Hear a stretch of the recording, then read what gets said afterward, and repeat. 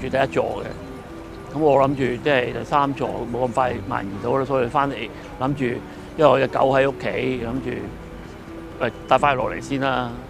因為我哋翻到嚟，我哋差唔多5點幾翻到嚟都唔俾我哋上去啦。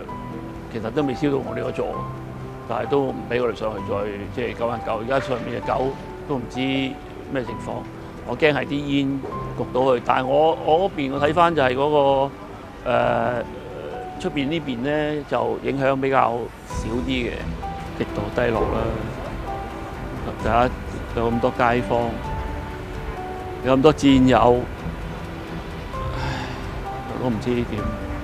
而家睇下，仲係間都燒到興興冚冚，真係好啊！呢個都唔知點樣，希望政府幫下手啦。點樣處理我哋嘅安頓下，我哋點樣即係我諗都唔係一個短時間咯。咁我收到信息係3點零鐘啦，就話天台嗰度火燭，跟住好快就蔓延開去。開頭就係1座嘅啫，即係我估唔到係即係咁快時間可以迅速蔓延到咁多座。有啊，有個單位鄰居話仲未揾到佢太太，仲聯絡唔到。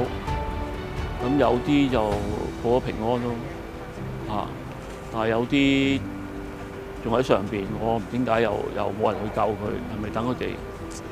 唉，係咪等佢哋點樣處理咧？有啲我知道有啲我哋啲業委同事，